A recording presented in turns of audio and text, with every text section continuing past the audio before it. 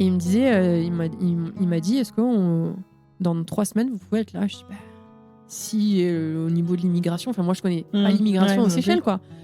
Et il me dit, non, les papiers seront bons, il y a juste l'ambassade qui doit signer un papier, et puis après, vous venez et il n'y a pas de problème. Je dis, bon, ok, d'accord. Donc je descends, je fais, Et il me dit, est-ce que vous pouvez me donner votre réponse dans les 24 heures? Je descends, je dis à mon père, bon, ben, je crois en fait que c'est vraiment ce qui se passe là. Je pars aux Seychelles dans 3 semaines.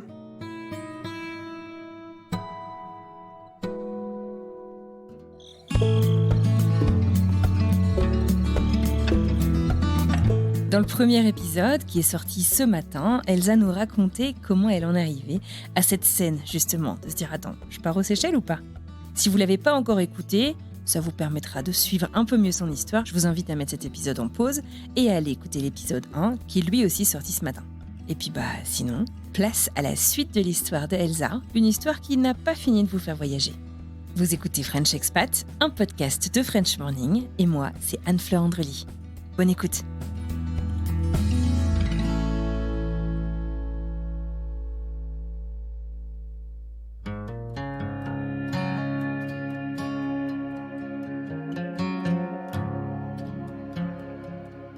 Il me regarde, il fait quoi?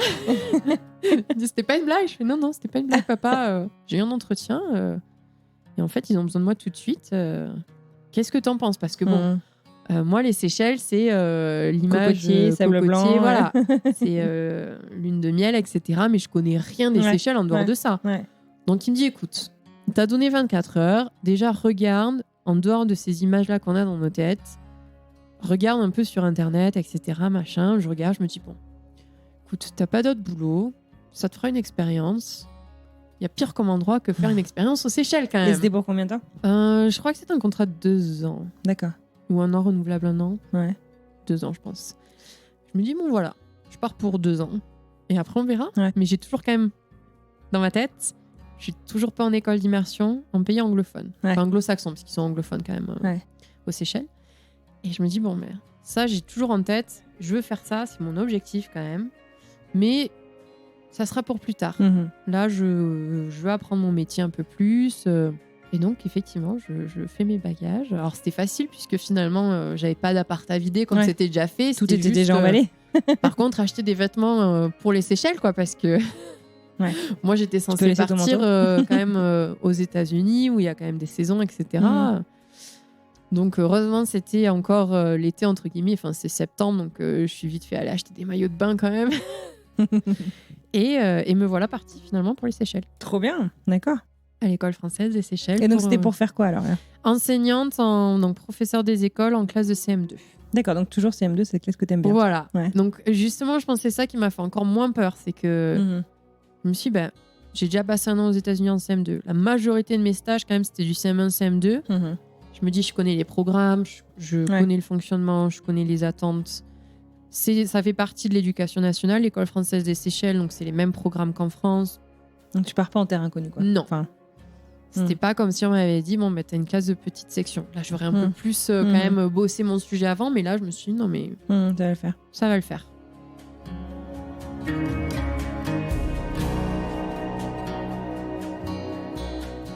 Et alors, comment ça se passe ton arrivée là-bas? Ça ressemble à quoi les Seychelles, du coup, hors de la carte postale? Alors, c'est vraiment une carte postale. Il fait hyper chaud. Moi, je suis arrivée, je me souviens, je suis sortie de l'avion. Pourtant, il était 10h du soir. J'avais les gouttes qui dégoulinaient, humides, enfin vraiment. Mais c'est vraiment une carte postale. Après, effectivement, comme dans tous les pays, il y a des choses qui sont améliorées, on va dire. Mais oui, c'est vraiment, on finissait l'école, on allait sur les plages de sable blanc, on passait le reste de notre après-midi. Enfin voilà, moi pendant... alors je suis rentrée les Noëls et les étés en France quand même, parce qu'il y a, par contre, il y avait, je sais que ça se développe encore, ça se développe beaucoup plus, mais il y avait peu de culture, on va dire, et d'activités à faire en dehors de la plage et des randonnées. D'accord. Donc forcément, ce côté-là me manquait beaucoup. Donc je suis rentrée à Noël et pendant les étés. Mais sinon, pendant les vacances qu'on a, c'était plage tous les jours. Enfin moi, j'avais la plage en bas de chez moi. Trop bien. Donc ça, c'était top. Enfin, ces 2 années vraiment... Alors, dans ces 2 années, il y avait Covid aussi, mais, mais c'était top. Et puis moi, mes élèves... j'adorais parce qu'en fait, c'est des élèves qui sont trilingues, parce que les Seychelles, c'est trilingue. C'est français, anglais et créole. Ah, ok. C'est juste super. Enfin, ils t'apprennent stimulant, plein de choses. Ah oui, et puis moi, j'adorais apprendre. Moi, une fois, il y a un élève qui arrive et qui me dit maîtresse, dans mon jardin, il y avait plein de courpas. C'est un mot créole, du coup? Oui, c'est un mot créole. Je dis quoi, un courpas? Et là, il me dit attends, je vais trouver. Et là, il va dans notre bibliothèque de classe. Et en fait, c'est un escargot. Les courpas, ce sont des escargots. C'est génial. Et je trouvais ça génial. Enfin, c'était vraiment. Et puis, les Seychellois sont tout le temps quasiment de bonne humeur. Enfin, c'est vraiment. C'est mentalité chouette. Ouais. C'était vraiment deux belles années au niveau des Seychelles. Après, moi, je me suis rendu compte aussi de plusieurs choses là-bas. C'est que j'avais besoin des saisons. Moi, j'adore l'hiver, j'adore la neige. et les saisons me manquaient. Enfin, au niveau de ça allait parce que tu savais que c'était 2 ans, mais... Exactement. Mais après, au niveau du rythme, j'avais besoin des saisons. Et aussi, c'est petit, les Seychelles. Enfin, les Seychelles, les Seychelles, c'est 115 îles. D'accord. Qui s'étendent presque quasiment jusqu'au nord de Madagascar. Donc, c'est très, très étendu. Mais la majorité ne sont pas habitées. Ok. Ou ce sont des hôtels, enfin, un hôtel sur une île. Mais il y a 3 îles principales. Donc, il y a Mahé. C'est là où j'étais, puisque c'est là où il y a la majorité des écoles, etc. Et globalement, Mahé, du nord au sud, on met 1 heure et de l'est à l'ouest, on met 20 minutes. Ah oui, d'accord. Okay. Voilà. Et après, il y a Pralin, où il y a aussi tout un système de bus, de voitures, etc., mais qui est plus petit. Et il y a la Digue, qui était mon île préférée, où maintenant, il y a quelques voitures, mais avant, c'était vélo, voiture de golf, etc. Mais pas de voiture, donc qui est beaucoup plus petite. Et après, c'est vraiment des îles où il y a un hôtel, 2 hôtels maximum, etc. Donc c'est quand même petit. Moi, partout où j'allais, j'avais des élèves qui me reconnaissaient, quoi. C'est-à-dire que moi, j'ai beaucoup d'amis qui m'ont rendu visite. On me dit, mais t'es la star des Seychelles ou ça se passe comment? Enfin, on allait à la plage, bonjour maîtresse Elsa. On allait au supermarché, bonjour maîtresse Elsa. J'allais au petit marché, j'avais mon vendeur où j'allais tout le temps acheter mes avocats, mes fruits de la passion, etc. Et j'arrivais, c'était bonjour Elsa. Mes amis, ça, mais tu connais tout le monde. C'est pas normal. Comment ça se fait? Oui, mais c'est tout petit, donc forcément. Une vie de village presque. Ah oui, c'est ça. C'est ça.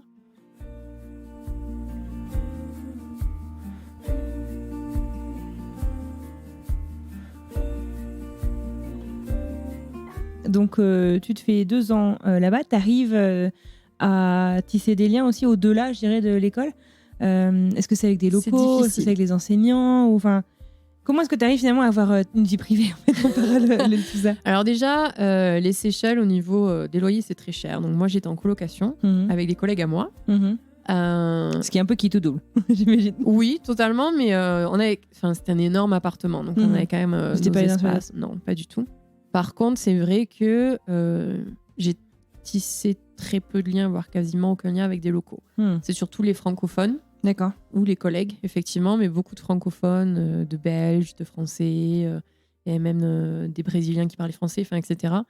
Donc c'est surtout ça, mon groupe d'amis, finalement, là-bas. Et c'est forcément beaucoup d'expats, donc des gens qui vont, qui viennent. Donc on est là une année, puis on n'est pas là la suivante. À part quelques-uns, évidemment, qui sont toujours. Mais c'est plus difficile. C'est plus difficile. Et puis, et j'en ai parlé avec des locaux une fois, parce que je dis, mais on s'entend bien, comment on n'arrive pas à créer... Mais on le sait, vous, les expats, vous arrivez, vous êtes là 1 an, 2 ans, on s'attache, on devient hyper amis, puis vous partez, et nous, ça nous fait mal à chaque fois, en fait. Ah ouais.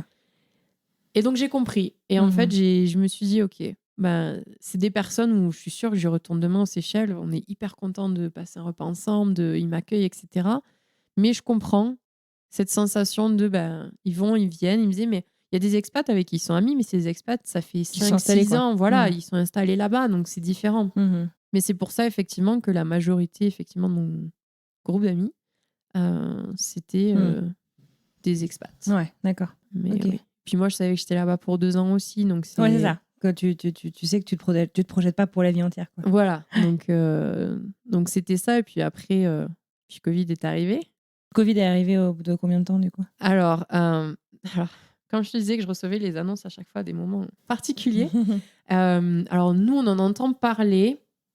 Je dirais en janvier, février. D'accord. J'ai même une copine, moi, qui est venue en février. Donc, février 2020, du coup. 2020, oui. D'accord. Et en fait, elle repart. Et le week-end suivant, avec une autre copine qui habitait aux Seychelles, on va dans un hôtel sur une autre île parce qu'on a une offre et tout, machin. On se dit, on va se détendre et tout.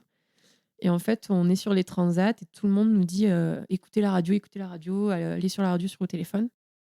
Et en fait, c'est le président des Seychelles qui a annoncé qu'il y avait les premiers cas de Covid et que donc tout le monde avait 2 semaines pour partir des Seychelles s'il devait partir. Ah ouais. Et donc là, on se dit OK. Et en fait, il n'y a pas eu beaucoup de cas aux Seychelles au début. Je crois qu'il y a eu 7 cas. Et c'était des touristes qui revenaient. Et ils ont été isolés tout de suite, en fait. Donc, et après, on a fermé les frontières.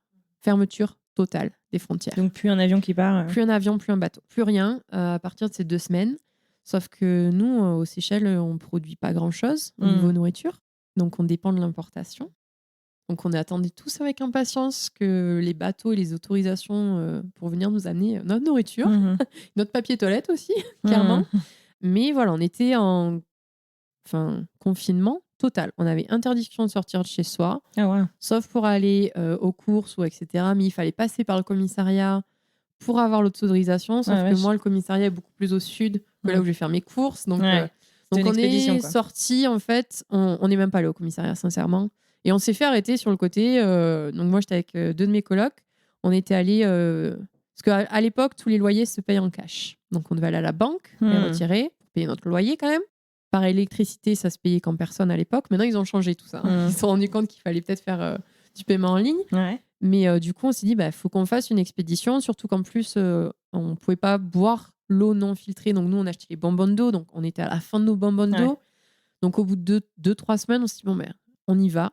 Et si on se fait arrêter sur le côté, mais on se fait arrêter. Donc on fait notre expédition et effectivement, forcément, on se fait arrêter sur le côté. On a eu un petit rappel à l'ordre parce que sinon, en fait, les amendes étaient beaucoup plus chères pour les non-séchellois. Mais très, très chères. De l'ordre de milliers d'euros, en fait. Donc, on était, oui, mais vous voyez, on a les bonbonnes d'eau, on allait payer notre électricité, le commissariat, il est à l'autre bout de l'île. Donc, ils ont été tolérants. Ils nous ont dit, OK, mais qu'on ne vous revoit pas faire ça. Donc, on est vraiment restés chez nous et à la plage, puisque c'était juste en bas, quoi. Mais c'était assez difficile parce que, en plus, nous, on devait continuer à faire école en ligne. Et Internet aux Seychelles, c'est pas le meilleur des réseaux. C'est très compliqué. Tous les parents n'ont pas Internet parce que ça coûte très cher. Donc, c'était assez compliqué de garder ce lien avec les élèves, et de se dire qu'est-ce qui se passe, en fait. Et en avril ou début mai, les frontières n'ont pas réouvert encore, mais par contre, on a le droit de revivre normalement aux Seychelles. Mais quand je dis normalement, c'est totalement normalement. Il n'y a pas de masque, il n'y a pas de... C'est-à-dire que moi, mes élèves leur faisaient laver les mains 46 fois par jour et je devais être la seule, quoi. Vraiment... Mais on reprend une vie classique, sans masque. Maintenant, si c'est si petit et que toutes les frontières sont fermées... Et les cas étaient... il n'y en a plus, quoi. Il n'y en avait plus. Jusqu'au jour où, en fait, aux Seychelles, il y a la première industrie aux Seychelles, c'est le thon. Ou d'ailleurs, pour les Français, en France, si vous regardez sous vos boîtes de petits navires, souvent, ça vient soit du Portugal, soit des Seychelles. D'accord. L'empreinte carbone du thon, du coup. Voilà, totalement. Et en fait, ils font des rotations pour les marins pêcheurs, en fait, de 10 semaines. Et là, on arrivait à leurs 10 semaines. Mais personne ne peut sortir, personne ne peut rentrer du pays. Donc, comment on fait? En fait, ils ont réussi à avoir l'entreprise qui a été... Parce que Petit Navire n'est... C'est une entreprise thaïlandaise maintenant qui a repris tout ça aux Seychelles. A réussi à avoir une dérogation pour faire ramener, je crois que c'est une centaine de pêcheurs de Sénégal et Côte d'Ivoire dans un avion, avec garantie qu'ils avaient été en quarantaine juste avant, etc. Donc ils arrivent, fin juin, ils vont sur les bateaux, les autres s'en vont, c'était des Espagnols et des Français, ceux d'avant, donc ils repartent... en Espagne, en Europe. Et sauf que on commence à entendre des bruits comme quoi les bateaux sont pas encore partis du port. Ça, c'est étrange. Et en fait, finalement, très petit les Seychelles, donc tout ça, c'est assez vite. Et en fait, il y avait des cas de Covid. Sauf que personne n'a pris de protection, entre guillemets, puisqu'ils étaient censés avoir fait une quarantaine, testé négatif, etc. Donc, les chauffeurs de bus qui les ont amenés de l'aéroport jusqu'au port, ils n'avaient pas de masque, ils n'avaient rien. Et donc là, on commence à entendre 10 cas, 15 cas, 20 cas. Ça commence à monter. Mais nos frontières ne sont toujours pas ouvertes. Et là, on se dit, bon, ça va être compliqué de partir, sachant que nous, nos contrats à l'école se finissaient en juillet, quoi. Ouais. L'école finissait même pas 2 semaines après. Et donc là, ça commence à être un peu la panique. Clairement, c'est est-ce qu'on va pouvoir partir ? Parce que il y a rien, quoi. Et on finit par nous dire, écoutez, va y avoir 2 vols de rapatriement, entre guillemets, de rapatriement, parce que donc, la compagnie séchelloise d'aviation Air Seychelles doit faire 2 allers-retours à Dubaï, récupérer du matériel, parce que voilà, l'importation, etc. Ouais. Et donc, en fait, comme ils n'ont pas d'avion cargo Air Seychelles, ils vont amener des avions classiques jusqu'à Dubaï avec des personnes des manutentionnaires, qui vont ensuite charger et enlever plein de sièges à l'arrière. Mais à l'aller, il y aura les sièges. Et donc là, ça commence à discuter. Forcément, à l'école française, on était, je crois, une dizaine à partir cette année-là. Comment on fait Qu'est-ce qu'on fait ? Parce qu'il y a encore école, mais en même temps, on ne sait pas quoi faire. Ouais. Je ne sais pas si tu auras d'autres options de sortir, quoi. Exactement. Et moi, en ce moment-là, j'ai déjà passé les entretiens pour le Colorado. J'ai déjà eu une offre de poste. Donc, je me dis, si j'ai un rendez-vous à l'ambassade, si ça se débloque, j'ai besoin d'être en France. Et donc, finalement, le conseil de gestion de l'école, donc finalement nos employeurs, il y a le président, nous dit, écoutez, moi, je suis en lien avec Air Seychelles. Vous allez avoir 2 options.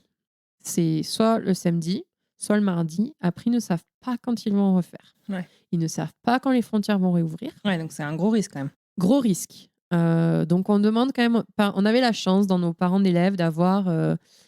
je crois qu'il était virologue, ceux dans la santé. Et donc, ils nous disent, prenez l'avion. Ouais. Parce qu'il faut savoir qu'aux Seychelles, pour l'anecdote, au niveau du système de santé, ils avaient besoin de beaucoup plus que ce dont on avait. Et donc, il y avait par exemple que 2 respirateurs. Donc, si quelqu'un avait besoin d'un respirateur, dont un réservé au président. Ah vache. Voilà. D'accord. Donc, c'est un peu, si vraiment on a Covid, on n'était pas, la plupart d'entre nous, on n'était pas à risque, mais quand même, qu'est-ce qui se passe ? Il y avait aussi cet aspect-là, quoi. Et donc, on se dit, qu'est-ce qu'on fait ? Ok, on y va. Donc, du coup, tu remballes tout rapidement, quoi ? On a eu on y va le mercredi, on a acheté les billets le jeudi. Et la moitié d'entre nous, on est parti samedi, l'autre moitié est partie le mardi. Moi, j'étais dans le vol du samedi. Donc, oui, j'ai emballé 2 ans de ma vie. J'ai donné la plupart de mes vêtements, honnêtement, à mes collègues qui restaient. J'ai laissé une valise là-bas, j'ai laissé mes draps. Parce que dans ce vol de rapatriement, donc en fait, on faisait Air Seychelles jusqu'à Dubaï. Et ensuite, Dubaï-Paris, c'était avec Emirates. Et donc, sur le vol d'Emirates, on avait le droit uniquement à un bagage en soute. Et on nous avait dit un sac à dos. D'accord. Mais ça, c'est ce qu'on nous avait dit, parce qu'on n'a pas eu droit au sac à dos à la fin. Ah vache. Et donc, oui, effectivement. Alors, c'était par contre une valise de 32 kilos, pas 23. Ouais, donc, j'ai blindé ma valise au niveau poids. Mais voilà, c'est clair qu'en 48 heures, et en plus, il a fallu... On ne pouvait pas acheter notre billet Dubaï-Paris avant d'avoir le billet Seychelles-Dubaï. D'accord. C'était tout. Donc, on allait entre le magasin d'Air Seychelles et le magasin d'Emirates. On faisait des allers-retours. J'avais 2 cartes bleues. J'avais la carte d'une de mes collègues, parce que j'ai pris pour moi, elle et son compagnon. Et en fait, parce que comme ça, on s'est dit, c'est lié, etc. Bon, après, il y a eu plein de péripéties, mais vous n'avez pas envie d'entendre ça pendant 2 heures. C'est beaucoup trop long. Mais donc, le samedi, on est à l'aéroport. On a des élèves à nous, des parents qui sont venus nous dire au revoir, etc. Sympa. Ils nous ont tous confirmé qu'on faisait... Parce que nous, on culpabilisait, parce qu'on n'était pas là les 3 derniers jours. Ah oui, de l'école. C'était juste 3 jours. C'était 3 jours. Ouais, c'est pas genre je suis partie 2 mois avant la fin. Non. Mais c'est quand même... on n'a pas pu se dire... moi, j'ai une maman d'élève le vendredi matin, quand j'ai annoncé que je partais, c'était notre dernier jour. Parce que voilà, moi, j'ai pris les billets le jeudi. Donc, le vendredi matin, j'annonce aux élèves, finalement, c'est notre dernière journée ensemble. J'ai une maman, entre-temps, qui elle a appris, parce qu'elle a appris par une autre maman, etc. Donc, elle, le midi, elle vient me fait, en fait, on voulait vous offrir un cadeau, mais c'était pour la semaine prochaine, mais comme vous partez... Donc, les au revoir ont été un peu catastrophiques. Clairement, pas des au revoir. Alors déjà, ça allait être difficile pour moi parce que vraiment, c'était vraiment une classe où je m'étais vraiment attachée. Les parents étaient tellement, nous soutenaient tellement. Enfin, c'était vraiment top. Et là, je me dis, mais en fait, j'ai même pas le temps. Enfin, j'ai même pas le temps de réaliser que je leur dis au revoir. C'est le truc, c'est horrible. Bien sûr. La majorité de mes élèves a passé la journée à pleurer parce qu'au fur et à mesure, ils réalisaient en fait. Oh, c'est trop triste. C'est-à-dire qu'il y en a qui ont réalisé dès le début. Et en fait, il y en a, c'est au fur et à mesure de la journée, ils me répétaient, mais attends, c'est notre dernier jour là avec toi ? Oui, mais tu reviens pas l'année prochaine ? Et non, ça tu le savais déjà. Mais... Et donc, c'était vraiment très très compliqué. Pareil, pour dire au revoir aux copains des Seychelles, c'est on se voit à l'aéroport parce qu'on ne sait pas à quel moment d'autres vous voir. Moi, j'ai laissé à 2 amis une valise où il y avait des choses que je voulais absolument récupérer, mais je pouvais pas la prendre. Donc, je savais qu'ils allaient revenir en France dans l'année suivante. Donc, je leur laisse une valise et on est à l'aéroport. Donc, dans le vol, on est une quinzaine. On n'est pas... Ah oui, d'accord. Enfin, ils n'avaient pas beaucoup de place non plus. Et pendant qu'on attend, on nous dit 2 choses. On nous dit les règles par rapport au Covid changent à Dubaï à minuit. Donc, il faut absolument qu'on décolle avant minuit parce que sinon, on ne pourra pas atterrir là-bas. Et c'était quoi les règles qui changeaient ? C'est par rapport à ce qu'on devait fournir comme preuve, les tests, etc. Parce que nous, on n'a pas fait de test. Enfin, on n'avait pas de masque. C'est une copine qui, en 24 ans, nous a fait des masques en tissu. Enfin, Après, c'est là où on voit aussi la solidarité quand même. C'est dans ces moments-là où on voit vraiment la solidarité entre nous. Et donc, et après, on nous dit, parce qu'on avait tous un sac à dos, en fait, on avait 10 sacs à dos. Et là, les hôtesses nous regardent et nous disent, mais en fait, c'était avant de faire le check-in. Non, par contre, c'est sac à main ou rien. Ce qui est totalement idiot, puisque au final, on a pris les tote bags, là, les sacs de plage, etc. et on a tout transféré et ça passait en fait. Donc c'est la même quantité, mais c'est juste que c'est pas un sac à dos. Mais bon, on passe et tout, et donc on se dépêche, on nous fait limite courir sur le tarmac parce qu'aux Seychelles, il n'y a que le tarmac. Enfin, il y a pas de... Ouais, t'as pas de terminal pour embarquer. Ah non. C'est maximum 2 avions à chaque fois. Quand on arrive, on se dit, il faut pas qu'ils se loupent parce que sinon on est dans l'eau. Mais donc on nous fait nous dépêcher, on monte dans l'avion et tout, et on se dit ok, enfin. Et là on commence à reculer, et là on voit qu'on avance à nouveau, et on se dit qu'est-ce qui se passe, c'est pas possible.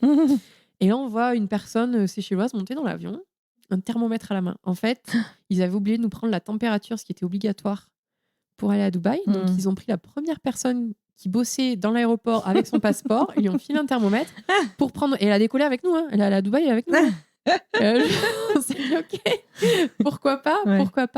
Et on arrive à Dubaï, et c'est là, alors j'ai parlé pour moi, mais je pense que pour les autres c'était pareil, où on se rend compte de ce qui se passe dans le monde. Parce qu'on était quand même très isolés aux Seychelles, on était dans une bulle, on allait faire une fois que le confinement est passé, on vivait normalement, on prenait le bus, on n'avait pas de masque, enfin il n'y avait rien quoi. Et là on arrive, ils ont combinaison totale anti-viral, j'imagine. On nous prend la température 46 fois, on nous sépare en 2 groupes. Enfin, vraiment, ok, c'est réel. Il se passe vraiment quelque chose. Donc, on prend ensuite et l'aéroport de Dubaï, moi, j'y étais jamais allée, mais toutes les personnes qui étaient passées par là m'avaient dit, mais c'est un énorme aéroport, ça fourmille, vide. Bah ouais, du coup. Mais vide. Ouais. Donc, on embarque. Et alors, évidemment, moi, j'habite pas à Paris, j'habite à Toulouse. Donc, il me fallait ensuite une solution pour faire le Paris-Toulouse. Et donc, c'était Air France. Aller simple. Mais oui, donc j'arrive à Paris-Charles de Gaulle, et là, pareil. Là, c'est là où moi, je me rends compte encore plus. C'est un aéroport que tu as vu avant, quoi. C'est un aéroport, je suis habituée au terminal international de Charles de Gaulle. Il n'y a personne.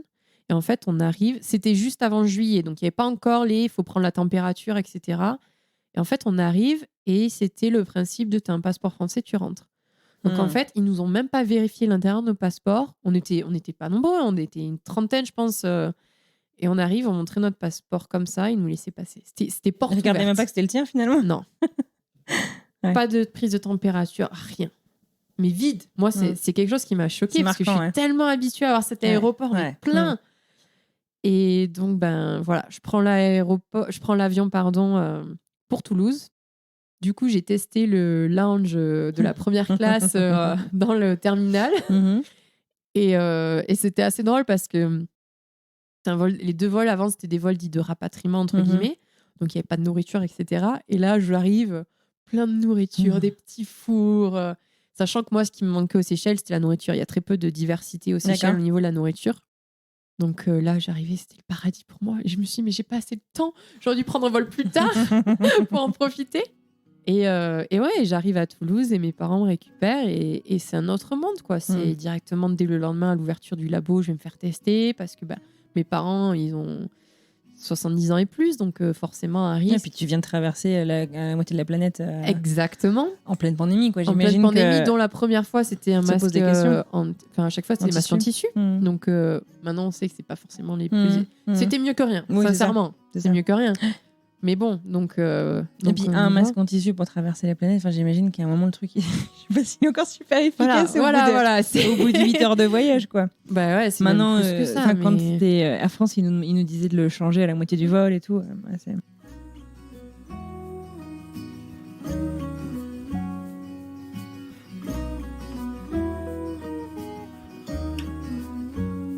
Et alors, tu m'as dit que tu avais une offre déjà pour le Colorado à ce moment-là. Oui. Parce que donc, toi, pendant ta dernière année, tu sais que c'est ta dernière année aux Seychelles. Exactement.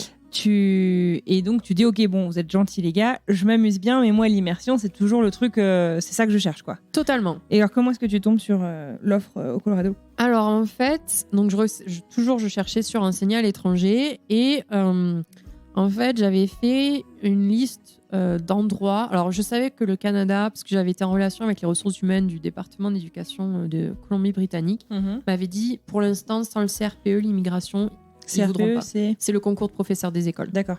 Ils voudront pas. Donc, je me suis dit, je vais me concentrer sur les États-Unis, puisque je sais que c'est quelque chose qu'on peut compenser aux États-Unis. Et donc, j'avais fait un peu une liste d'endroits où je voulais bien aller, d'États où je voulais bien aller aux États-Unis. Après, quand même, avoir vadrouillé, j'avais une petite idée de là où je voulais bien aller, là où j'aimais un peu moins. Et donc, j'ai envoyé à tous les lycées français ou écoles... qu'ils aient des offres ou qu'ils n'en aient pas. Voilà. J'ai privilégié quand même là où il y avait des offres. Mais, et je regardais toujours sur les sites français des États-Unis, etc. Et j'ai eu d'autres entretiens qu'au Colorado. J'ai passé des entretiens. Ce qui était très drôle, parce que tous mes entretiens, donc c'est dans ma chambre aux Seychelles et j'avais pas de bureau. Donc c'était sur mon étendoir, mon ordi était posé sur l'étendoir, système D.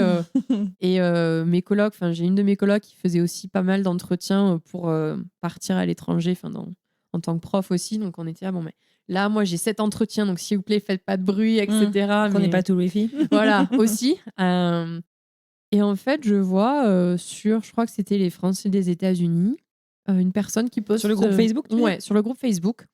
Une personne qui poste une annonce en disant « C'est pas mon école, mais je suis aussi au Colorado, sur Denver, et il y a cette offre, si vous voulez, envoyez-moi un message. » Et donc, c'était l'offre pour l'école à Fort Collins. D'accord.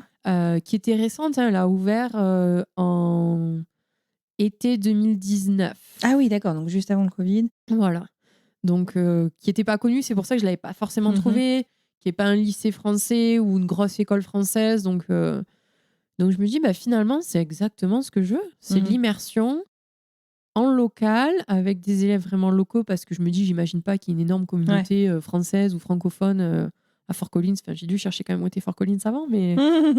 Et je me dis, pourquoi pas. Et donc, en fait, j'ai passé ces entretiens, et ça s'est très bien passé. Donc, à la fin, j'étais entre deux à la fin. J'étais entre une école du même style, mais beaucoup plus grosse à Washington, D.C., et cette école de Fort Collins au Colorado. Et en fait, je me suis dit, je sais que la ville, parce que Washington DC, quand même, c'est une grosse ville, je vais m'y plaire quelques années, mais peut-être pas sur le long terme. Et je me souviens de mes voyages où j'étais passée par le Colorado pendant mes road trips, etc. Je me dis quand même ça.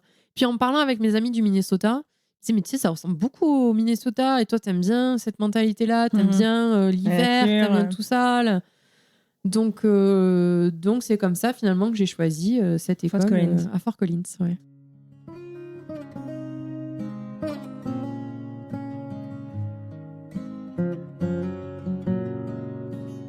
Sauf que à ce moment-là, on a fait des épisodes là-dessus, il y a eu ce qu'on appelle un travel ban, c'est-à-dire que si on n'était pas américain ou résident permanent américain, la frontière était fermée, comme dans beaucoup de pays d'ailleurs. Enfin, là, on parle des États-Unis, mais dans beaucoup de pays, c'était le cas.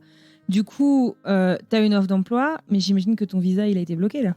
Alors, il y avait travel ban, mais il y a aussi visa ban. C'est-à-dire que donc il ne créait pas de visa. Ouais. Ah ouais. Pour beaucoup de catégories de visa, ils ne créaient même pas de visa. C'était à l'arrêt complet. D'accord. C'était à l'arrêt. Donc on se rend compte rapidement avec mon école que je vais pas pouvoir y aller cette année-là, mais on veut quand même le faire. Ils laissent l'offre. L'offre tient toujours, quoi. Moi, comme eux, on est en mode, si c'est pas cette année, c'est l'année prochaine, on va tout faire, etc.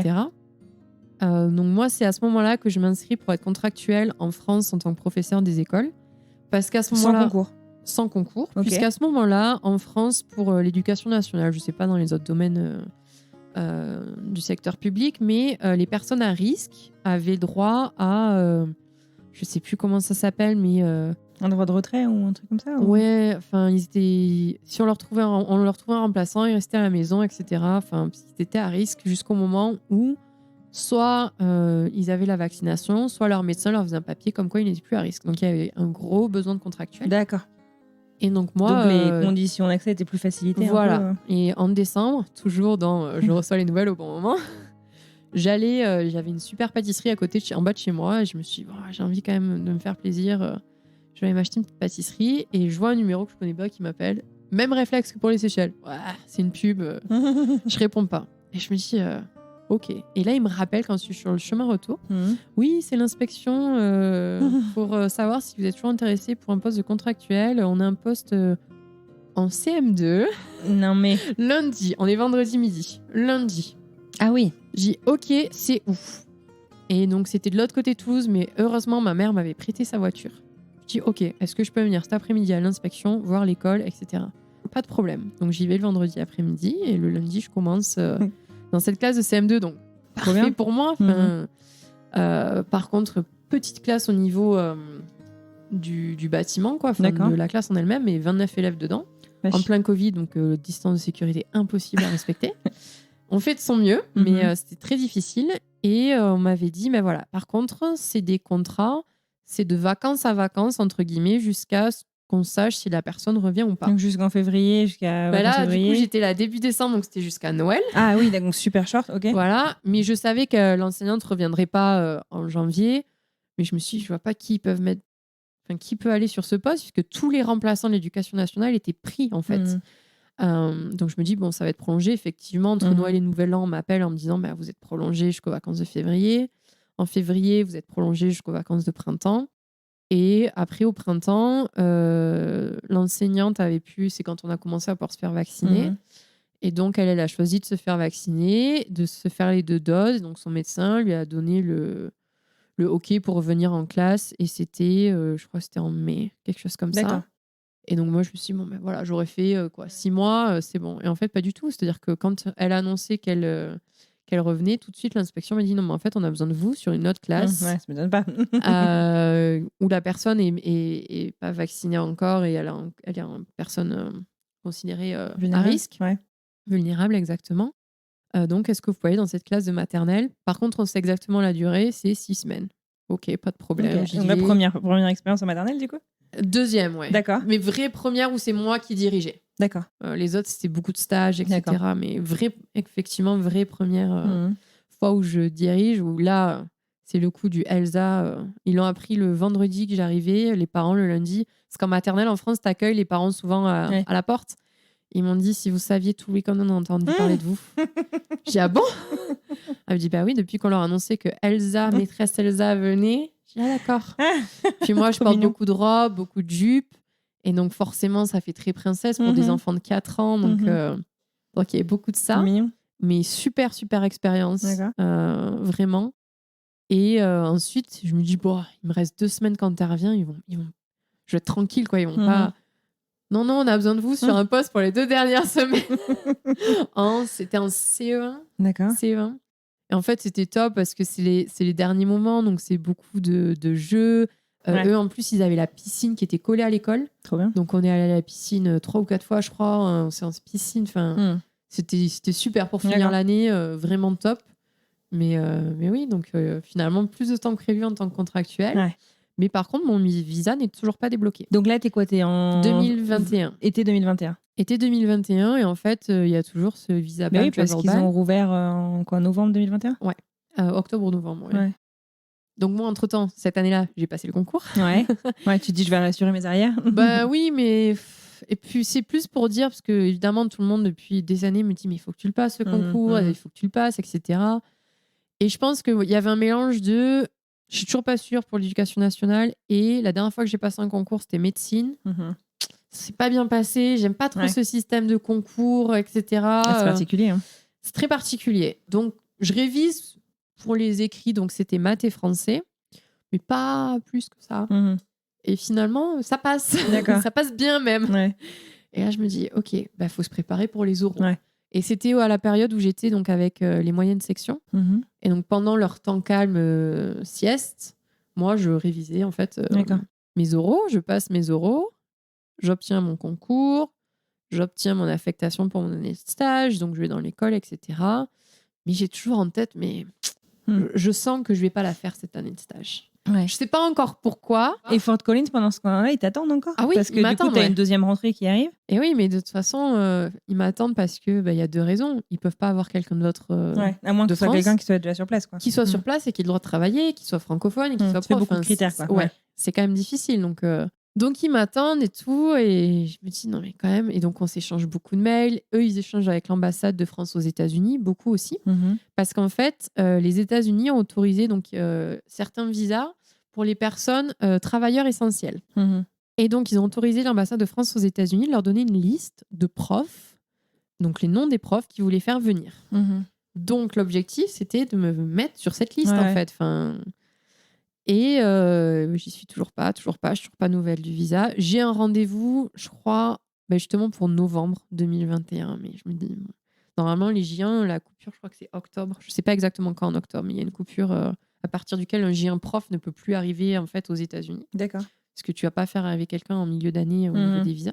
Et oui, donc finalement, je me dis, mais il me le faut ce visa.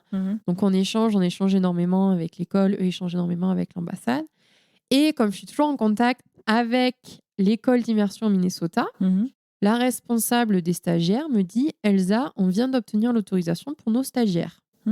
Et là, je dis à ma responsable à Fort Collins, je fais, attends, s'ils ont l'autorisation pour des stagiaires, c'est quand même bizarre.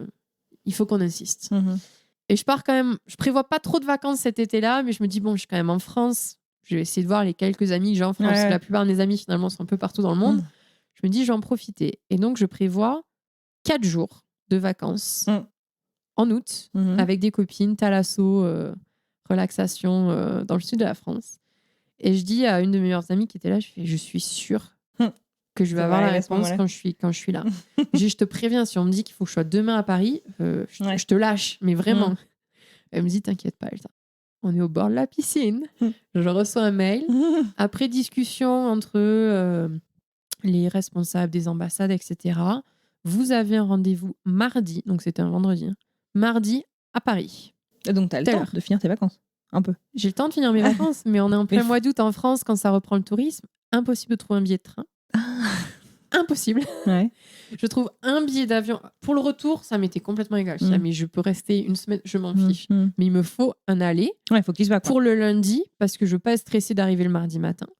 Donc, je trouve un billet d'avion pour le lundi. Donc, j'appelle, j'ai des amis à mes parents qui habitent à Paris encore, parce que tous mes amis qui habitaient à Paris, en fait, ils sont repartis chez leurs parents et dans leur famille pendant Covid pour être en dehors de la ville. Donc, il n'y avait plus personne là-bas. Donc, l'ami de mes parents dit, il n'y a pas de problème, viens, pas de souci.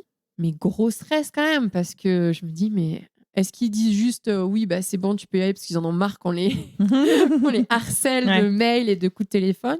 Et donc j'y vais. Encore plus bizarre que mes 2 autres rendez-vous à l'ambassade, parce que Covid, etc. Et en fait, avec Covid, avant, c'était les vitres où il y avait les petits trous pour entendre parler entre la personne de l'ambassade et nous, en fait. Mais avec Covid, il n'y a plus ça. C'est complètement vitré et haut-parleur. Donc, on entend. Et donc, j'entends les refus avant moi. Je me souviens d'une fille qui allait pour jeune fille au père, pour un pédiatre, enfin une famille où le papa était pédiatre. Et en fait, ils ne l'ont pas accepté parce qu'elle n'était pas capable de dire et de prouver s'il était en hôpital clinique ou indépendant. Et avec que s'il était en hôpital, où elle était considérée comme travailleur essentiel. Donc, ils lui ont dit, vous avez 48 heures pour nous prouver. Parce qu'évidemment, à l'ambassade des États-Unis, on n'a pas notre téléphone sur nous. Donc, elle ne pouvait pas les appeler sur le moment, etc. Donc, ils lui ont donné 48 heures. Et par contre, après, les 2 personnes devant moi, je me suis dit, mais s'il les laisse passer, eux, il faut qu'ils me laissent passer moi. Il y en a un, il était technicien sur un show à Broadway. Donc, il a dit, il n'y a que moi qui sais faire cette technique de blablabla. Et donc, ils ont dit, OK, c'est bon. Et l'autre était cuistot en Floride.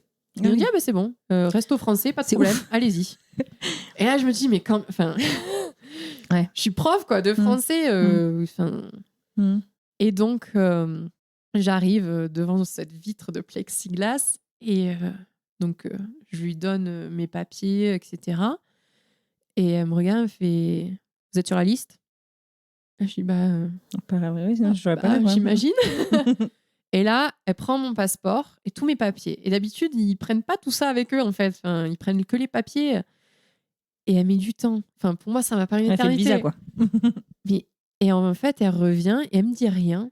Et elle met juste un tampon sur mon papier de visa. Mais je sais pas si c'est refusé, accepté. Et elle me dit rien. Et elle sort d'autres papiers. Elle me sort plein de papiers. Je me dis, mais attends, si tu te donne plein de papiers, c'est soit que c'est très bon, soit que c'est pas bon du tout. Et qui t'explique dans tes papiers pourquoi. Et je la regarde, je fais, excusez-moi. Elle me dit, oui. C'est bon ou pas? Oui, c'est bon. Et donc après, elle me dit, voilà, comme il y a toujours le travel ban, vous avez ce papier, cette exemption pour pouvoir passer la douane. Par contre, ça veut dire que vous avez 30 jours pour partir. Ah vache, d'accord. C'est valide que 30 jours. D'accord. Ok, de toute façon, j'ai prévu de partir dans 10, donc tout va bien. Et donc, je sors. Donc, forcément, je laisse mon passeport, mais je sors avec le papier disant que c'est tamponné, comme c'est bon. Et je m'assois dans ce petit parc qui est en face de l'ambassade et je décompresse complètement sur le banc. Et j'appelle mon père, je fais, je crois que c'est bon. Il me fait, mais comment ça, tu crois que c'est bon? J'ai le papier qui dit que j'ai l'autorisation. Il me dit, mais ça veut dire que c'est bon, Elsa. Il me dit, tu parles anglais quand même après toutes ces années. Je dis, mais oui, mais on ne sait jamais. Et tout. Il me fait, mais non, arrête de psychoter comme ça. Donc forcément, soulagement, mais pas total, parce que j'ai pas encore passé la frontière. Quoi. Puis il faut t'attendre 30 jours, il faut que tu trouves le billet d'avion, faut que tu ailles. Donc à ce moment-là, il y a encore les directs Paris-Denver avec Air France. Donc moi, j'hésite pas. Pendant 1000 ans, je prends celui-là. On était 90 dans l'avion pour un avion de plus de 300 places. Et j'étais la seule avec une autre personne, je crois, qui était ni américaine ni carte verte. Donc forcément, alors pour la petite anecdote, je rentre et ils ont tous vu ça. Ils ont vu que j'arrivais de Toulouse, les stewards et les hôtesses de l'air. Donc ils sont venus, ils m'ont élue passagère du vol, à m'amener le champagne, les petits fours, etc. Pourquoi ? Apparemment, ils font ça de temps en temps. Et ils m'ont dit, on a vu que vous étiez la seule qui était française, etc. Travailleur essentiel, quoi, du coup. Voilà. Et en fait, ils disaient, on a aussi vu que vous venez de Toulouse. Et l'un d'entre eux est fan de rugby, avait vu le match du Stade Toulousain la veille, donc il est venu débriefer avec moi sur le match du Stade. Et donc après, on arrive à Denver. Et donc forcément, il y a la séparation de ceux qui sont carte verte, passeport d'un côté, et les autres de l'autre. On est deux. Dont un qui était en fait avec sa femme qui était américaine. D'accord. Et donc là, forcément, on passe en second interview. Donc, on est mis sur le côté. Tu vas dans la salle avec les miroirs sans teint. Voilà. Ça m'est arrivé, ouais. Alors, moi, ils m'ont pas mis dans la petite salle. Ils m'ont juste mis à l'accueil de cette second interview. Et ils m'appellent très rapidement. Ils me disent, vous faites quoi ici? Donc, je lui explique, je suis prof, nanana. Ils me disent, ok, d'accord. Il me dit, par contre, c'est pas votre faute et c'est pas notre faute. Mais à chaque fois que vous allez arriver maintenant aux États-Unis, vous serez en second interview. Donc prévoyez soit d'arriver directement à Denver depuis l'étranger, soit prévoyez au moins 4 heures si vous avez une correspondance. Moi je suis en mode ok, de toute façon je suis arrivée quoi. Je suis arrivée, laissez-moi sortir. Donc voilà, donc j'ai mes futurs collègues qui viennent me récupérer de l'école. Et au début ça s'est fait tellement précipitamment que j'ai pas de logement. Donc j'ai la directrice de l'école qui m'accueille, qui me dit il y a pas de problème. Donc, j'ai reçu énormément d'aide de la part de tout le staff, à m'amener voir des apparts, à m'amener acheter une voiture, m'amener à la banque. Vraiment un gros soutien là-dessus. Et donc, j'ai commencé en classe l'année dernière, du coup, il y a 2 ans. J'avais le matin la classe de CE1, CE2 et l'après-midi la classe de CP. D'accord. Donc, en immersion. En immersion. Tout ce que j'avais voulu. Donc, j'avais réussi mon objectif.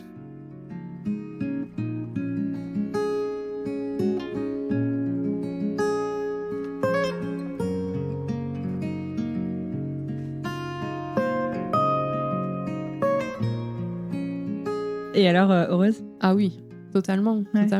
Bien sûr, il y a des moments où c'est beaucoup de travail, énormément de travail. C'est un nouveau programme en plus, donc on a tout à développer.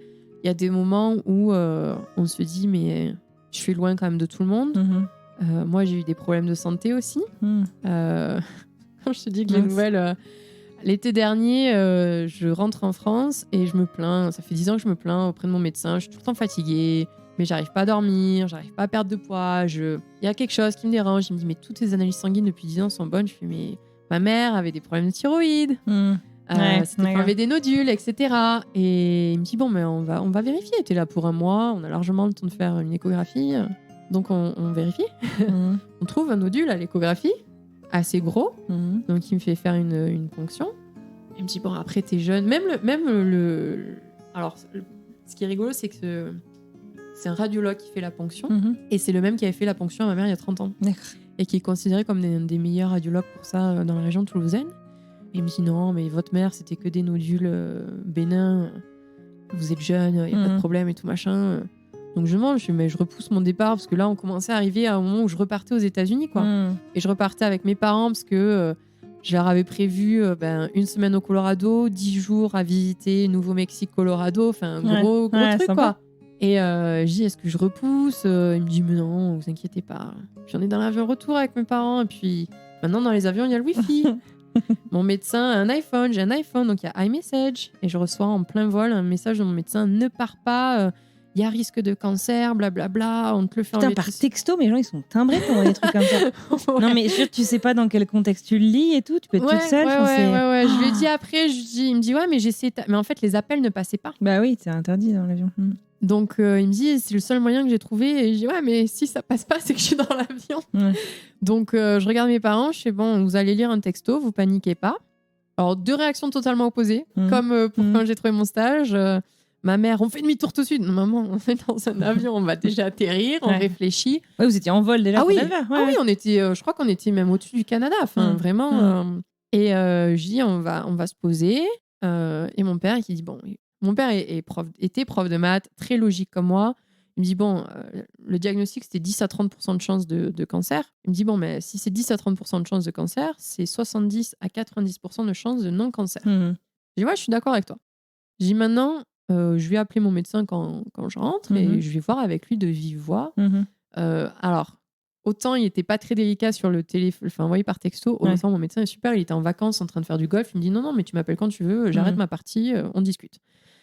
Donc j'appelle, il me dit écoute, moi j'aimerais bien que tu vois un médecin généraliste aux États-Unis pour avoir leur avis. Et il me dit après, je te mets en contact avec une endocrino, donc ceux qui sont spécialisés hormones et tout en France, puisqu'elle fait les téléconsultations.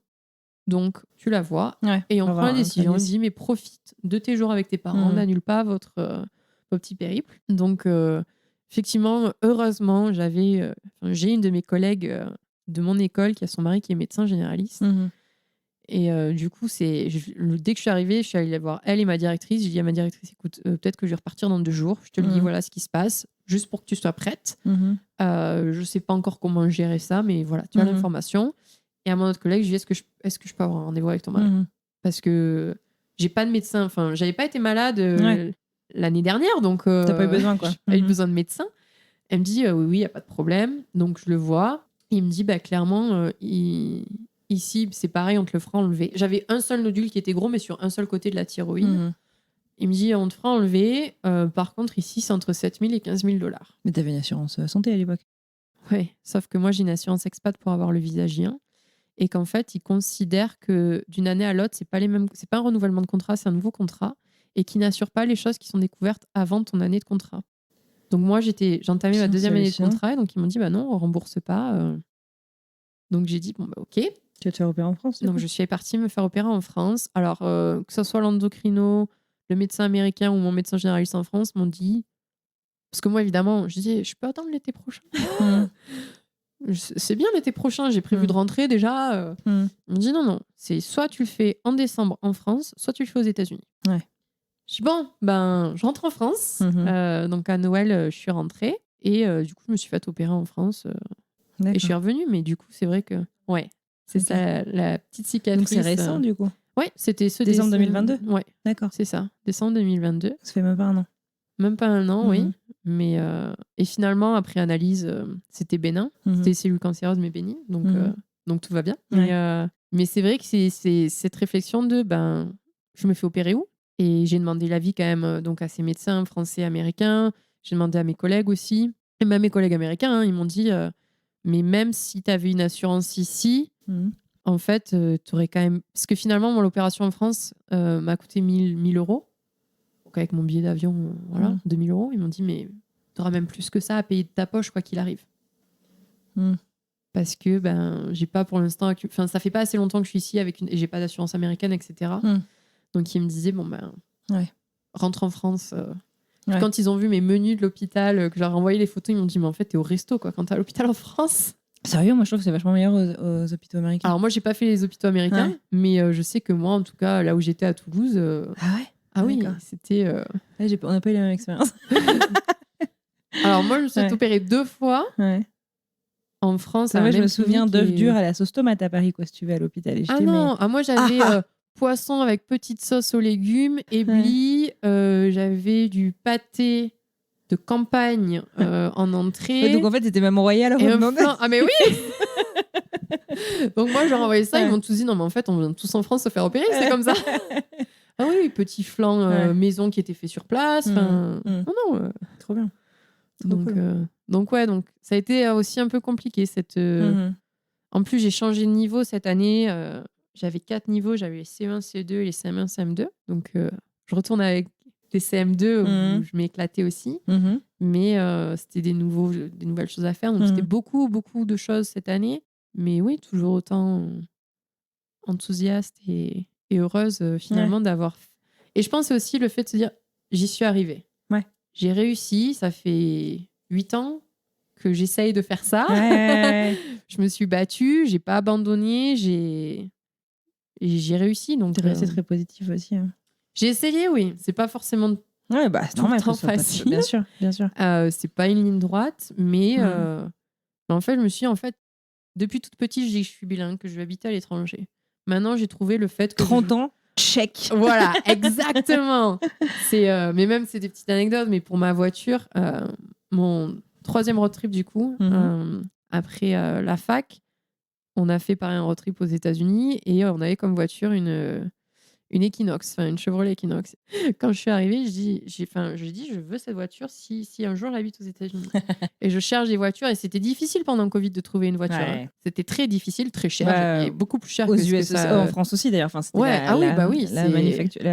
fabrication. Exactement. Et donc, et en fait, la seule voiture qui était dans mon budget, qui allait, etc., c'était une Chevrolet Equinox. Trop bien.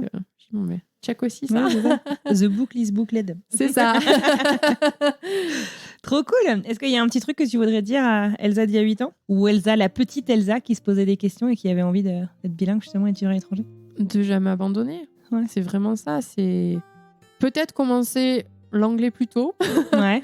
Parce que je le vois moi avec mes élèves, c'est tellement plus facile quand on commence à apprendre une deuxième langue jeune en fait. Mais oui, ne jamais abandonner et qu'effectivement il y aura des obstacles et qu'il y aura toujours une next opportunity. Et du coup là ton futur tu le vois à Fort Collins, enfin, je veux dire t'es bien, t'es heureuse, t'es bien. Je suis bien, je suis heureuse, mais je suis sous visa. Ouais. Et donc les visas de J1 prof c'est 3 ans. D'accord, donc t'as encore une année. J'ai encore une année. Possibilité d'étendre de 2 ans, mais c'est pas de mon côté en fait, c'est l'école qui doit le demander. D'accord. Mais si possible, oui. Ouais. Pour l'instant, moi, je me sens. T'es heureuse, t'es bien, t'es chez toi. C'est ça, je suis chez moi. Et c'est exactement ça, c'est je suis chez moi. C'est-à-dire que quand je suis ici, ou même, tu vois, même quand je suis au Minnesota, je dis je suis chez moi. Et donc ça, je pense que c'est important de trouver un endroit où on se sent bien et que ça soit au niveau personnel et professionnel. Ouais. Maintenant, il faut que j'apprenne à avoir un meilleur équilibre.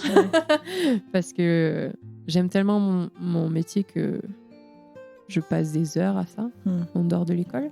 Donc, c'est mon objectif cette année, trouver un meilleur équilibre entre vie pro et c'est pas toujours facile. Personne. Non, pas facile, surtout quand on aime son métier, je trouve. Ouais, c'est clair. Ouais. C'est vraiment... Puis la preuve, j'habite à 3 minutes de mon école. Donc... c'est même dangereux. c'est très dangereux. Ouais. Mais ouais, je pense que autant je suis bien en France quand je rentre en été, autant je me sens mieux ici à vivre. Donc je resterai... tant que ce sera le cas, quoi. Tant que ça sera possible. Mais ça dépend pas forcément de moi, effectivement. Trop cool. Et ben merci beaucoup, Elsa. Merci à toi.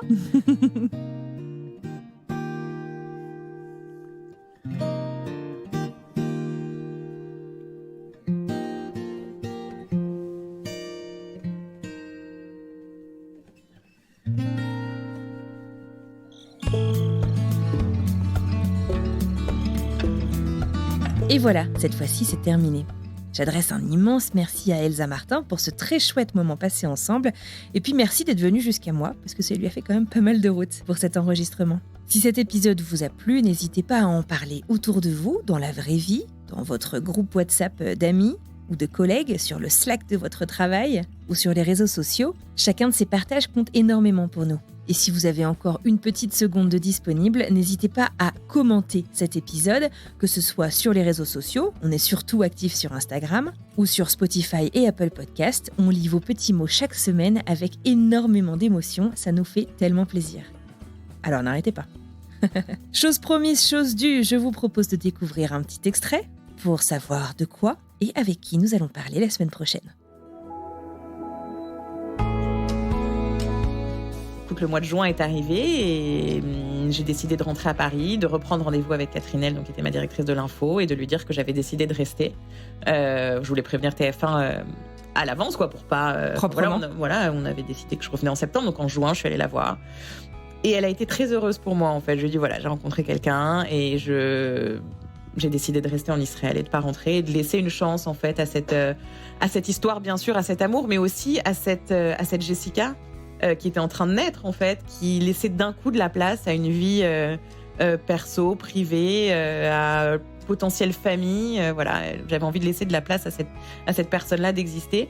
Et donc voilà. Donc je suis rentrée en Israël après ce petit séjour à Paris pour annoncer que je restais.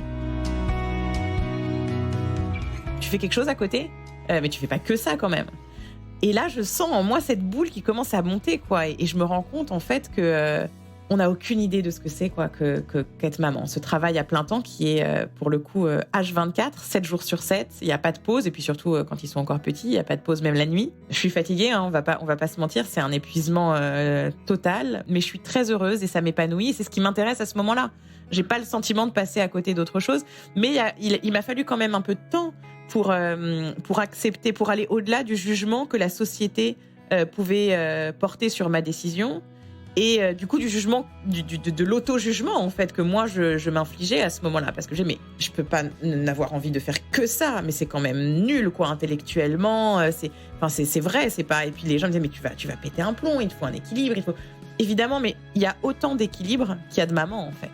Et moi, mon équilibre à ce moment-là, c'était d'être avec mon enfant. Tu fais des enfants, tu mets des enfants au monde pour pouvoir quand même passer du temps avec eux, pour pouvoir t'en occuper. Après, il y a des mamans, et je juge absolument pas, qui trouvent leur équilibre de manière différente. Mais quand une maman décide que son équilibre passe par là, c'est quand même fou de devoir le justifier à ce point-là. Oui, aujourd'hui, la phase d'introspection, elle est aujourd'hui. Rétrospectivement, parfois, bien sûr que j'ai des moments, il faut pas se leurrer, c'est-à-dire qu'il faut pas se mentir et il faut pas se dire super, la vie d'avant était toute pourrie, maintenant j'ai une vie géniale, c'est super facile, je suis devenue maman, je suis super épanouie. Non, c'est pas vrai. La vie d'avant, elle était pas pourrie, j'ai laissé des choses derrière, j'ai laissé une vie que je pensais construire vers une certaine direction, j'ai laissé une famille, j'ai laissé des amis, j'ai perdu des gens en cours de route, parce qu'on peut pas être partout tout le temps, parce qu'on rate des choses, et ça a un prix. Et il y a des moments où ça revient, et je pense qu'il faut être... J'aime beaucoup le mot anglais, on n'a pas trop ça en français, embrace. Embrasser, c'est pas vraiment ça, c'est accepter peut-être que le long du chemin, il y aura des moments douloureux, qu'il y aura des regrets, c'est-à-dire qu'il y aura des moments où tu vas regarder en arrière et où ça va te pincer le cœur, ça va certainement te faire pleurer, ça va certainement te faire mal au ventre. Mais moi, dans mon métier, en télé, quand on montait, il fallait choisir, puisque quand tu avais 30 minutes de rush pour monter 1 minute 30, il fallait choisir. Et on me disait, monter, c'est renoncer, choisir, c'est renoncer. Et voilà, et tu renonces à certaines choses, tu découvres d'autres choses. Il y a pas...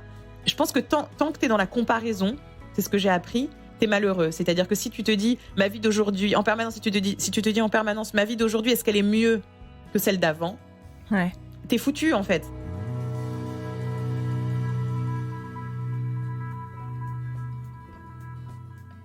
Il ne me reste plus qu'à vous souhaiter une merveilleuse fin de journée, une très belle fin de semaine, et il me tarde déjà de vous retrouver mardi prochain pour une nouvelle histoire.